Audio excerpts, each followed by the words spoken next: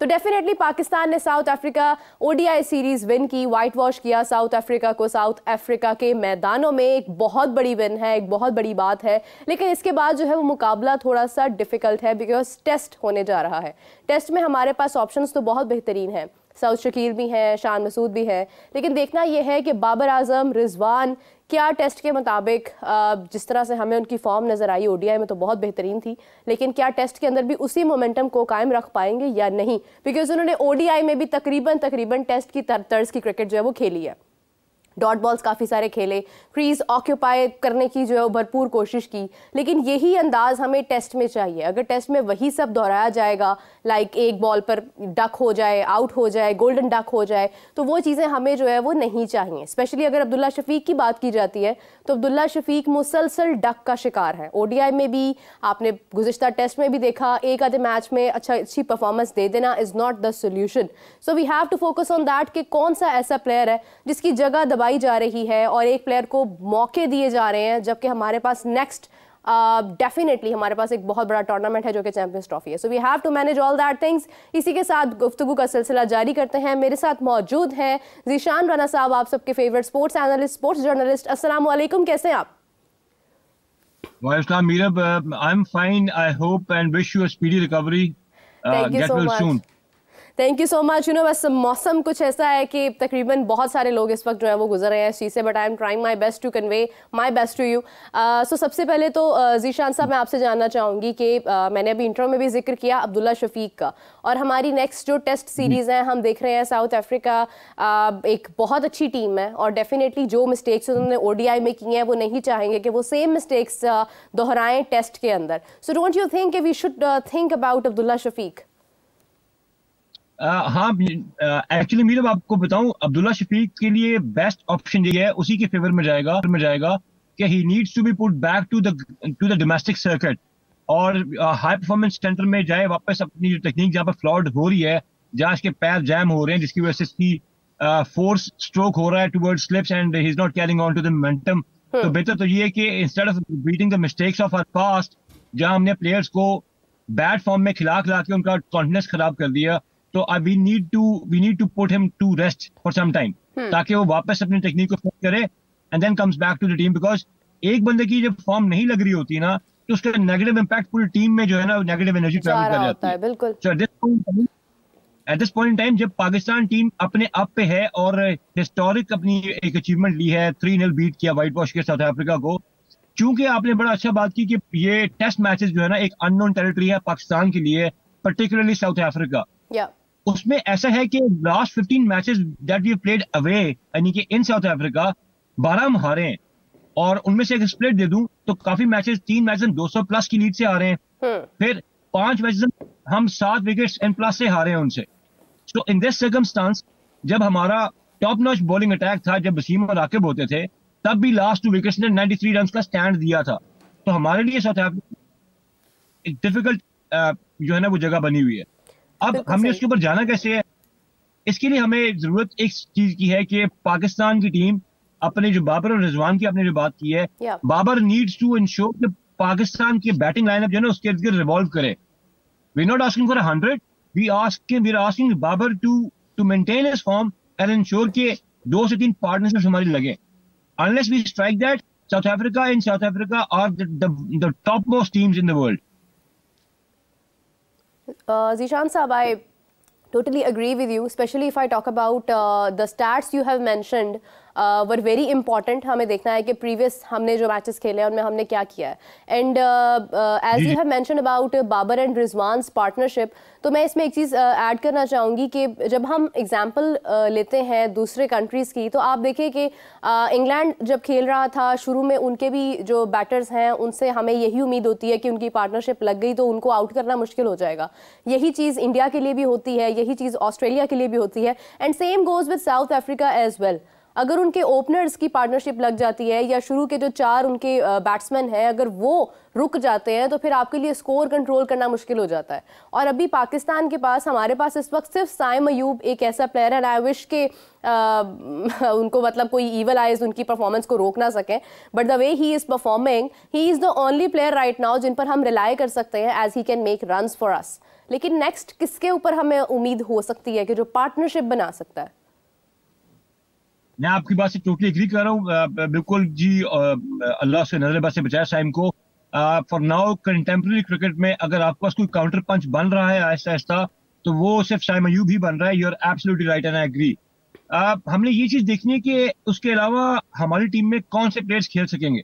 देखिए मीरा, अगर आपकी टीम में सीनियर प्लेयर्स है ना, और सीनियर प्लेयर्स सिर्फ अपनी स्ट्राइक को रोटेट करते हैं और जूनियर्स को गाइड करते हैं, let them express themselves freely, तो जूनियर प्लेयर्स जो है ना, जो अभी नए कामरान गुलाम आ गया, या जो भी इवन सऊद शकील भी है, वो भी बाबर और रिजवान के अगर कंपैरिजन में देखें तो he is way too junior.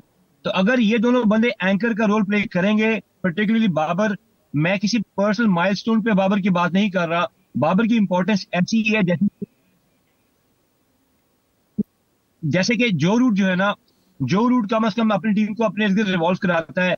इसी तरीके से इंग्लैंड का अगर आप अपडेट्स देखेंगे तो जो रूट को उन्होंने अपनी व्हाइट बॉल क्रिकेट टीम में भी वापस शामिल किया है। So let's stick to the red ball. वहां पर बाबर आजम की इंपॉर्टेंस इन दिस टाइम बढ़ जाएगी। उसके बॉल मिडल हो रहा है। जहां तक अपने साइम अयूब की बात की, साइम अयूब का ये है कि yes he is making scores, और ऑब्वियसली आपकी एक्सपेक्टेशंस का जो बार है ना, वो हायर से हायर होता जाता है। I know and I agree with this.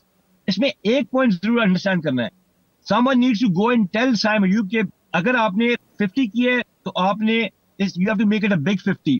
If you have made 100, you have to turn that 100 into a big 100। ये तभी पॉसिबल होगा जब अदर एंड पे बैटर जो है एक तो उसको गाइड भी करेगा, प्लस रन रेट को इतना स्लो नहीं कर देगा। जितना हमने बताया कि टॉप 4 बैटर्स जो हैं अगर किसी भी बड़े मुल्क के जो खेलते हैं, they take the match away from you. या एग्जैक्टली, मतलब पार्टनरशिप अगर लगती है तो पार्टनरशिप हमारी बड़ी पार्टनरशिप होनी चाहिए। मुझे याद है, अगर हम बात करें बांग्लादेश के खिलाफ जो भारत ने अपना टेस्ट मैच खेला था, उसमें उन्होंने बड़े शानदार अंदाज में पार्टनरशिप्स बनाई थी, अनबीटेबल रहे वो। ये वही बांग्लादेश था जो पाकिस्तान में आकर पाकिस्तान के मैदानों में हमें वाइट वॉश करके गया था, और यही बांग्लादेश जब भारत में गया था तो उस वक्त जाकर जो पार्टनरशिप जिस अंदाज में लग रही थी, if you talk about Rishabh Pant, Shubman Gill, Ravichandra Ashwin, Jadeja, तो आपको नजर आता है कि एंड टू एंड इनक्रिप्टेड जैसे कहा जाता है, उसी तरह से एक पार्टनरशिप का सिलसिला जब आपको नजर आता है, मतलब आपको लास्ट तक आपको उम्मीद होती है कि आपके पास कोई बैट्समैन ऐसे मौजूद है, आपके पास बैटर्स वो मौजूद हैं जो रन्स कर सकते हैं, जो पार्टनरशिप बना सकते हैं। हमारा प्रॉब्लम ये है कि हम लोग थोड़े से इनसिक्योर हो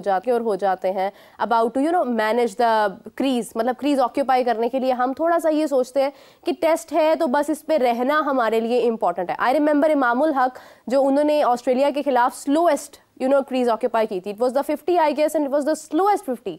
तो हमें स्ट्राइक रेट के ऊपर काम करने की बहुत ज्यादा जरूरत है। अगर हम इसी स्ट्राइक रेट के साथ जाते हैं, then we will only make the slowest 50 और द स्लोएस्ट 20 रन, 30 रन, और उसके बाद हमारा आउट हो जाना, एंड देन जगह घेरना बिला वजह किसी दूसरे प्लेयर के लिए बॉल्स को जाया करते जाना। This is not correct I guess. Don't you think we have to manage the strike rate as well?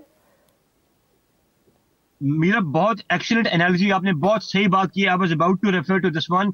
जब दुनिया क्रिकेट में, and I don't want to sound negative, मैं सिर्फ एक पॉजिटिव फीडबैक जिस आपने दी है, दुनिया क्रिकेट में ना 2 चीजें खत्म हो चुकी हैं। एक, you can play the test match out, कि आप ड्रॉ करवा लें। दूसरा, in one day you can contain the opposition. One day में you have to bowl the opposition out, आपने 350 स्कोर किए हो, और टेस्ट मैच में you have to ensure run rate.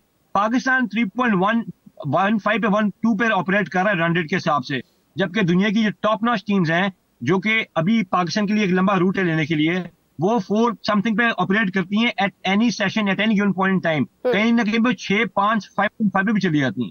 So I understand, I agree. होता ये कि अगर मैं एज ए बैटर, अगर मैं स्ट्राइक रोटेट नहीं करूंगा, तो जो दूसरा बैटर नॉन स्ट्राइकर एंड पे मोमेंटम में है, मैं उसका मोमेंटम तोड़ दूंगा।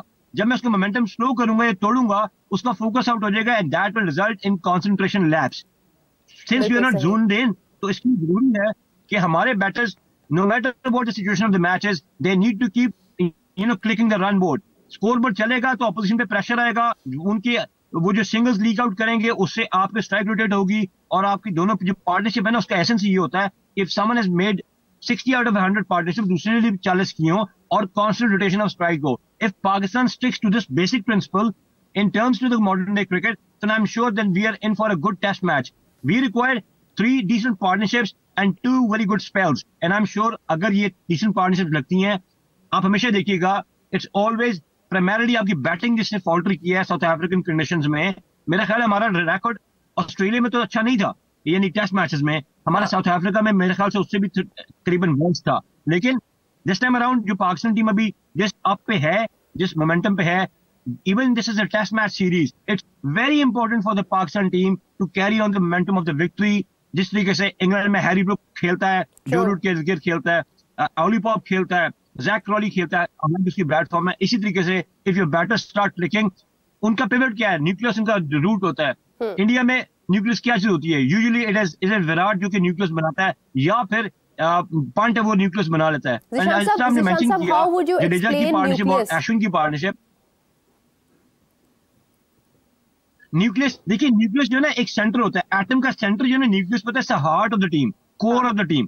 तो core of the batting team जो है आपका क्या हो सकता है, आप क्या किसको मानती हैं? वो बंदा जो कि 2 डाउन आएगा या 1 डाउन आएगा एंड कैरी ऑन करेगा। पॉइंट क्या होता है, ओपनर का टास्क होता है न्यू बॉल को सी ऑफ करना और फिर स्कोर्स को मिल्क करना, इनिशियली न्यू बॉल को लेना। कुछ पिचेस बॉल्स फर्स्ट 30 ओवर्स के लिए चैलेंज देती हैं, कुछ बॉल्स 34 ओवर के बाद आपको चैलेंज देना शुरू करती हैं। ओपनर ने अपना जॉब कर दिया, 1 डाउन में आके क्या किया, रैले कराया 2 डाउन के साथ, फिर वो जो आपका जो मिडिल ऑर्डर होता है ना, लोअर मिडिल ऑर्डर, उसके साथ। तो जब तक हम अपनी इस जॉब रोल जो असाइंड है उसको पूरा करेंगे, 70% भी करेंगे, तो I am sure Pakistan is in for a good chance to bog the Proteas down. लेकिन इसके लिए batting very very important that batting clicks, और हमारी पार्टनरशिप चंक्स में लगे। मैंने पहले भी अर्ज किया था, शायद मैं किसी से 100 किसी बड़े बैटर से एक्सपेक्ट ना करूं, मैं बड़े बैटर से, चाहे वो बाबर हो या रिजवान हो, इनसे ये एक्सपेक्ट करूंगा कि ये अपने इर्द गिर्द सारे जो यंगस्टर्स हैं जिनका भी 10-15 मैचेस का एक्सपीरियंस है, उनको लेकर चलें और कामरान गुलाम को भी पूरा सपोर्ट करें, ताकि वो बिगर 100s पे जाएं, वो अपना नाम बनाएं और टीम एक अच्छा स्कोर दे। If you target somewhere around 315 every inning, first innings की बात कर रहा हूँ, you are in for a nice match.